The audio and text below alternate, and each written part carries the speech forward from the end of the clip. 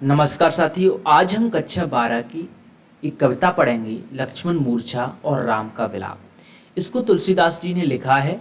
इसको लंका कांड से लिया गया है। आइए इस कविता को पढ़ने से पहले इसके बारे में थोड़ी सी जानकारी ले लेते हैं। इस कविता के अंदर बताया गया है कि जब लक्ष्मण को एक बाण लग जाता है और उसके बाद लक्ष्मण मूर्छित हो जाते हैं, उनको जिंदा करने के लिए, द्वारा जीवित करने के लिए संजीवनी बूटी की जरूरत पड़ती है। महासभा में चर्चा होती है कि कौन संजीवनी बूटी लेके आएगा। आखिरकार भगवान श्री राम के आदेशानुसार हनुमान जी संजीवनी बूटी लेने जाते हैं। उसके बाद जो वहाँ का दृश्य है उसके बारे में जिक्र किया है। इसके साथ ही भगवान श्री राम ने जब हनुमान को भेजा है, उनको बीच में कौन कौन सी समस्याओं को झेलना पड़ा है। जब भरत के साम्राज्य से गुजरते हैं तब उन्हें कोई समस्या आती है, इसके बारे में भी जिक्र किया है। तो आइए बिना समय बर्बाद किए हम शुरुआत करते हैं कविता की पंक्तियों को उसके भावार्थ के साथ। ये पंक्तियां उस समय की हैं जब क्या होता है, हनुमान जी जब भरत के साम्राज्य के ऊपर से जाते हैं तो उन्हें ऐसा लगता है कि कोई विशालकाय राक्षस जा रहा है, और उस समय भरत उनमें एक बाण मार देते हैं जो इसके बाद नीचे गिर जाते हैं। जब इंट्रोडक्शन होता है तो पता चलता है कि ये राम का ही बंदा है और संजीवनी बूटी लेकर आया है। तो यहाँ पर देखिए, तब प्रताप और राख प्रभु जयहु नाथ तुरंत, यानी कि अब पहले पंक्तियां पढ़ते हैं। अस कहे आयु पाह पद बंद चले हनुमंत, भरत बाहुबल शील गुण प्रभुपद प्रीति अपार, मनमोह जात सराहत पुनि पुनि पवन कुमार। इन पंक्तियों में बोला गया है कि जब क्या होता है, जब टोटल इंट्रोडक्शन हो जाता है उसके बाद समय का बात आती है, तो हनुमान जी चलते हैं, क्या करते, तब प्रताप यानी कि शौर्य, और माने हृदय, यानी कि ये बोला गया कि भरत को उन्होंने कहा है उनका हृदय में जो शौर्य है, उनका जो शौर्य है उस साम्राज्य में अपने हृदय में रखकर हनुमान जी चले जाते। जय हूँ नाथ तुरंत, मैं तुरंत जा रहा हूँ। अस कहे आयसु पाह पद बंद चले हनुमंत, और ऐसा कहकर उन्होंने चरण बंदन किया और हनुमान जी अयोध्या से चल दिए। भरत बाहुबल शील गुण, जो भरत के अंदर बाहुबल है, जो शक्ति है, उनके अंदर जो शील है और गुण है, उनका क्या कर रहे हैं, प्रभु पद प्रीति अपार, और भगवान श्री राम के चरणों के प्रति उनकी जो प्रेम है उसके बारे में मनमोह जात सराहत, उसकी मन ही मन हनुमान उड़ते वक्त सराहना करते हुए जा रहे हैं। मन ही मन खुश हो रहे हैं कि कितना शीलवान व्यक्ति है, कितना शौर्यवान व्यक्ति है, और भगवान श्री राम के चरणों के प्रति कितना इसका प्रेम है।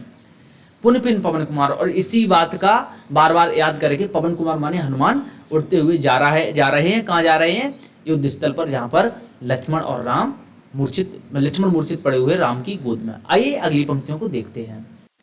इसी प्रकार ये पंक्तियां हैं, बहुत सुंदर पंक्तियां लिखी हैं तुलसीदास जी ने। उहाँ राम लक्ष्मण ही निहारी, बोले बचन मनुज अनुसारी, अर्ध रात गई कपि नहीं आयऊ, राम उठाए होगा यहाँ पर, उठाड़ लिख गया, अनुज उरलायऊ, सकहु न दुखित देख मुहिकाऊ, बंधु सदा तब मृदुल सुबाहु, सो अनुराग कहाँ अब भाई, उठाओ न सुन मम बचन बिकलाई, जो जनते हु बन बंधु बिछो, पिता वचन मनते नहीं हो। इन सभी में करोड़ रस है। उस समय का जिक्र है, अरे यार, उस समय का जिक्र है, पेन गड़बड़ हो गया। उस समय का जिक्र है जब क्या होता है, लक्ष्मण मूर्छित हो जाते हैं। आइए पंक्तियों को बेहतरी से समझते हैं कि वहां राम लक्ष्मण ही न्यारी, जब वहां पर मूर्छित होकर भगवान श्री राम की गोद में लक्ष्मण पड़े हैं, तो क्या है, उनके मुख की तरफ राम देख रहे हैं। बोले बचन मनुज अनुसारी, और बोल रहे हैं किस प्रकार, मनुज माने मनुष्य के अनुसार ही, एक साधारण मनुष्य की तरह बोल रहे हैं। क्या बोल रहे हैं, अर्ध रात गई कपि नहीं आयो, यानी कि आधी रात चली गई। कपि माने होता है बंदर, हनुमान जी नहीं आए। राम उठाए अनुज उरलायु, और इस प्रकार क्या हुआ, आधी रात के बाद राम अपने छोटे भाई को हृदय से लगाकर उठा के ले आए। शकहु न दुखित देख मुहिकाऊ, और वो कह रहे हैं कि लक्ष्मण, कभी हम किसी को दुखी नहीं देख सकते थे। बंधु सदा तब मृदुल स्वभाव, और तुम्हारा जो स्वभाव था वो मेरे प्रति बहुत ही मृदुल था, कोमल था। सो अनुराग कहाँ भाई, लेकिन अब वो अनुराग, वो प्यार कहाँ है जो कि हमारे साथ हमेशा तुमने रखा है। हर समय सर्दी गर्मी बरसात सब कुछ तुमने हमारे लिए सहा है, लेकिन आज क्या बात हो गई कि तुम हमें इतने दुखी देखकर भी उठ नहीं रहे हो। उठाओ न सुने मम वचन बिकलाई, और मैं इतने जो वचन बोल रहा हूँ, दुखी होकर इतने सारे वचन बोल रहा हूँ, उन्हें सुनकर आप क्यों नहीं उठ जा रहे हो। जो जनते हूँ बन बंधु बिछेऊ, अगर मुझे ये जंतु माने पता होता, अगर ये मुझे पता होता, बन माने बन में, बंद माने भाई, बिछू माने बिछुड़ जाएगा, अगर मुझे ये पता होता कि वन में मेरा भाई बिछुड़ जाएगा, पिता वचन मनते नहीं हो, तो मैं कभी भी अपने पिताजी का यानी कि दशरथ का वचन नहीं मानता। इन पंक्तियों में ऐसा बोला गया। आइए अगली पंक्तियों को देखते हैं।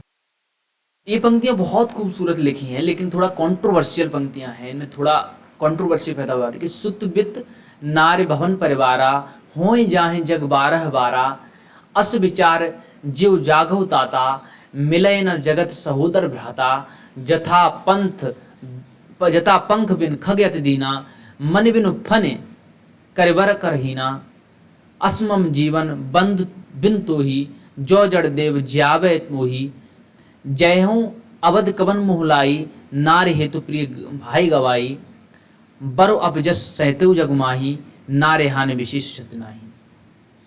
इन पंक्तियों में बोला गया, ये शुरू से देखते हैं कि सुत माने बेटा, वित्त माने संपत्ति, नारी मानी पत्नी, भवन मानी घर, परिवार माने परिवार, होए जाए जग बार बार, जो इतनी सारी सौदा है ना, बेटा, पत्नी, संपत्ति, घर, ये दुनिया में बार बार बनाई जा सकती हैं, बार बार आ सकती हैं, लेकिन अस विचार जय जागव ताता, मिलय न जगत सहोदर भ्राता, भ्राता माने भाई, सहोदर माने एक माँ का। तो इसमें बोला गया इस बात को विचार के उठ जाओ, तो मूर्छित मत रहो, जाग जाओ, कि क्योंकि तुम्हें मालूम है कि हर चीज दुनिया में पाई जा सकती है, लेकिन कभी सहोदर भ्राता बार बार नहीं मिलता है। अब यहाँ बोला जथा पंख बिन खगयत दीना, पंख माने पंख होता, बिन माने बिना, खग माने पक्षी। जिस प्रकार एक पक्षी पंख के बिना अत्यधिक दुखी है, दीना माने दुखी है, मन बिन फने, यानी कि मन माने मणि, मणि के बिना, फने माने सांप, सर्प, नाग, जिस प्रकार मणि के बिना नाग, और करवर करहीना, और करवर माने होता है, करवर माने होता हाथी, कर माने सूंड, और जिस प्रकार एक नाग मणि के बिना, और एक हाथी सूंड के बिना, और एक पक्षी पंख के बिना दुखी है, उसी प्रकार असमम जीवन बंधु बिन तो ही, इसी प्रकार मेरा जीवन भाई तेरे बिना बिल्कुल वैसा ही जीवन है जैसा ऊपर वाले पक्षी का, सांप का और हाथी का है। जो जड़ देव ज्यावय मोई, अगर आप जाग जाओगे तो मुझे जीवन मिल जाएगा। जहूं अवध कवन मुँह लाई, और मैं अवध में यानी कि अयोध्या में कौन सा मुंह लेकर जाऊंगा। नारी हेतु प्रिय भाई गवाई, लोग कहेंगे, घर वाले कहेंगे कि अपनी पत्नी के लिए, अपनी नारी के लिए अपना प्रिय भाई गंवा दिया। भगवान श्री राम ऐसा बोल रहे हैं। बरो अपजस सहतो जगमाही, बहुत सारा अपयस में सह लेता जग में, नारे हानि विशेष क्षति नहीं, और नारी का खो जाना कोई विशेष क्षति नहीं है। मैं इस बात को भूल जाता कि सीता कहीं चली गई है तो इसका आता कोई दिक्कत नहीं होती, लेकिन अब एक भाई गंवा दिया है, इसके लिए मुझे दुनिया में बहुत अपयस सहना पड़ेगा। अब इसी प्रकार अगली पंक्तियों को हम देखते हैं। इन पंक्तियों को अब देखते हैं। इसमें बोला गया है कि अब अपलोक सुख तोरा, सहे निठुर कठोर उर मोरा, निज जननी के एक कुमारा, तात ताश तुम प्राण अधारा, सौंपिस मोहे तुम्हें गए पानी, सब विद सुखद परम हित जानी, उतर काह देहूं ते जाई, उठकिन मोहि सिकाबहु भाई, बहुविध सोचत सोच विमोचन, स्रवत सलिल राजीव दल्लोचन, उमा एक अखंड रघुराई, नरगत भगत कृपाल दिखाई। इन पंक्तियों में क्या, भगवान शिव, उमा माने पार्वती होता, पार्वती भगवान शिव पार्वती को कुछ चीजें दिखा रहे हैं, किस प्रकार भगवान श्री राम विलाप कर रहे हैं। अब यहाँ से देखिए आप कि अब अपलोक शोक सुतोरा, सहे निठुर कठोर और मोरा। अब इसमें बोल रहा है कि भगवान श्री राम अपने मूर्छित भाई से कह रहे हैं कि ये जो समाज है अब उसमें मैं अपयस भी झेलूंगा, और सहे निठुर कठोर और मोरा, और ये जो अपयस है ये मेरा हृदय बहुत कठोरता से झेलेगा। निज जननी के एक कुमारा, तुम अपनी माँ के मात्र एक कुमार थे, मात्र एक बेटा थे, ताज तासु तुम प्राण आधारा, और इसीलिए तुम माता पिता के प्राणों के आधार थे। सौंपिस मोहित तुम्हें गए पानी, सब विद सुखद परमित जानी, यानी कि तुम्हें ये बात सोचकर मुझे सौंप दिया गया क्योंकि उन्हें लगा कि राम के साथ रहकर ये हमेशा सुरक्षित रहेगा, यानी कि हर हित इसके लिए बेहतर होगा। उत्तर काह देहूं तो जाई, अब हम उनको, उत्तर माने उत्तर, हम उनको क्या उत्तर जाकर देंगे, उनको जाकर क्या उत्तर देंगे। उठकिन मोह सिकाबा वाई, इसीलिए तुम उठ जाओ और मुझे बता दो कि मैं उनको क्या उत्तर दूंगा, जाकर इस बात को सिखा दो। बहुविध सोचत सोच विमोचन, और इस प्रकार भगवान श्री राम कई तरह से नए नए मतलब प्रश्न उनके दिमाग में आ रहे हैं, बहुत बहुत चीजें सोच रहे हैं कि आखिर मैं क्या करूंगा, क्या बताऊंगा जाकर, श्रवत सलिल राजीव दल लोचन, और उनकी आंखों से आंसू निकल रहे हैं, बिल्कुल उसी प्रकार जैसे कि कमल के पत्ते से जल गिर रहा हो। उमा एक अखंड रघुराई। अब भगवान शिव जब इस दशा को ऊपर कैलाश पर्वत पर बैठकर देख रहे हैं और क्या कर रहे हैं, पार्वती जी को बता रहे हैं, वो कह रहे हैं कि एक अखंड रघुराई, कि भगवान श्री राम एक हैं लेकिन वो राम अखंड हैं, वो टूटने वाले नहीं हैं। नरगत भगत कृपाल दिखाई। और बिल्कुल भगवान जो श्री राम हैं वो किनके अवतार हैं, कृष्ण के यानी विष्णु के अवतार हैं। तो वो कह रहे हैं कि बिल्कुल उनमें इनके अंदर भगवान की तरह अवतार नहीं दिखा रहे हैं, वो बिल्कुल उसी प्रकार एक एक्टिंग कर रहे हैं जैसे कि वो दिखा रहे हो कि एक आम आदमी किस प्रकार समस्याओं के बाद जूझता हुआ दिखाई पड़ता है। इनके अंदर हम ये वाली पंक्तियां अलग से देखेंगे, ये दो वाली, और ये वाली पंक्तियां अलग से देखेंगे। इसमें देखिए कि प्रभु प्रताप, ये देखिए विलाप कर दो यहाँ पर, सुनिकान बिकल भय बानर निकर, आए गए हनुमान जिम करुणाम वीर रस। इसमें एक मिनट, ये प्रलाप है क्या है, इसमें बोला गया है, हाँ प्रलाप ही है, इसमें तो प्रलाप ही दिखाया गया कि प्रभु प्रलाप, यानी कि भगवान श्री राम का जो हम कह सकते हैं रुदन है, वो देखकर, दुखी देखकर, बिकल भय बानर निकर, जो वहाँ की बानरों की सभा है वो क्या हुई, दुखी होने लगी, व्याकुल होने लगे। विकल माने होता है व्याकुल, व्याकुल होने लगे और ये सोचने लगे कब आएंगे हनुमान जी, कब आएंगे। आए गए हनुमान, उसी वक्त जब वो बहुत ज़्यादा विलाप कर रहे थे, सारे के सारे बानर व्याकुल हो रहे थे, उसी वक्त क्या होता है, हनुमान जी की एकदम एंट्री होती है। और फिर क्या है, जिम करुणाम वीररस। और ऐसा हुआ, ऐसा लगा जैसे भगवान श्री राम के पास हनुमान जी आए मूर्छित लक्ष्मण के पास, तो ऐसा लगा कि जैसे कि करुण रस में वीर रस का प्रभाव हो गया हो। अब यहाँ रस की बात हुई तो मैं आपको बताना चाहूँगा कि अगर आपको रस समझने में कोई दिक्कत होती है तो आप निसंदेह मैं डिस्क्रिप्शन बॉक्स में रस की वीडियोस को पोस्ट कर दूंगा, आप वहाँ से जाकर उन्हें देख सकते हैं। इसी प्रकार ये पंक्तियां हैं कि हर्ष राम भेटो हनुमान, अति कृतज्ञ प्रभु परम सुजाना, या हनुमान ना कर सकते आप, तुरंत वैद तब कीन उपाय, उठ बैठे लक्ष्मण हर्षाई, हृदय लाए प्रभु भेटो भ्राता, हर्षे सकल भालु कपि ब्राता, कपि पुण्य वैद तहाँ पहुँचावा, जेहि विधि तभे ताहि लह आवा, यह वृतांत दशानन सुनेऊ, अति विषाद पुण्य पुण्य सिर धनेऊ, व्याकुल कुंभकर्ण पहे आवा, विविध जतन कर ताहि जगावा। फिर क्या हुआ, जैसे हनुमान जी एक पर्वत लेके आते हैं, उस पर बूटी होती है, उस बूटी का क्या होता है, हर्ष राम भेटू हनुमाना। जैसे हनुमान आते हैं तो राम उनको भेंटते, यानी कि गले मिलते हैं, एकदम खुशी होकर वहाँ पर बैठते जाकर, अति कृतज्ञ प्रभु परम सुजाना। और इस प्रकार का प्रभु जो भगवान श्री राम हैं वो अति उनकी कृतज्ञ होते हैं। तुरंत वैद तब कीन उपाय, और तुरंत फिर क्या होता है, वैद उनमें से संजीवनी बूटी को ढूंढ लेते हैं और उपाय करते हैं। फिर क्या होता है, उठ बैठे लक्ष्मण हर्षाई, और जैसे ही वो बूटी को डालते हैं लक्ष्मण मूर्तित अवस्था से उठकर बैठ जाते हैं। फिर क्या होता है, हृदय लाए प्रभु भेटो भ्राता, और फिर जैसे ही भगवान श्री राम के सामने लक्ष्मण उठ के बैठते हैं, तुरंत वो अपने हृदय से उनको लगा लेते हैं। हर्षे सकल भालू कपि ब्राता, और इस प्रकार क्या होता है, जितने भी वहाँ पर भालू हैं, बंदर हैं, जितने भी वहाँ पर सैनिक हैं, वो सभी के सभी एकदम हर्षित हो जाते हैं, यानी कि खुशी हो जाते हैं। वहाँ का दृश्य बता रहे हैं। कपि पुण्य वैद्य तहाँ पहुँचावा, और फिर बंदर यानी कि हनुमान जी का काम क्या है, तुरंत के तुरंत वैद्य को उठाते हैं और वहीं पर पहुँचा देते जहाँ पर से वो लेके आए हैं। जय विद तभय ताहि लय हवा, और उसी प्रकार की वहाँ पे पहुँचा के आते हैं जैसे कि चुपचाप वहाँ से उठाकर लेके आए थे। यह वृतांत दशानन सुनेऊ। फिर सुबह के सुबह जैसे दशानन जगता है तो उसको पता चलता है कि लक्ष्मण तो जीवित हो गया, और ऐसे सी विधि से जीवित हो गया। फिर क्या होता, अति विषाद पुण्य पुण्य सुर धनेऊ, और फिर वो बहुत दुखी हो जाता, विषाद होता उसको, और फिर अपना खोपड़ी बार बार चकरा जाता है।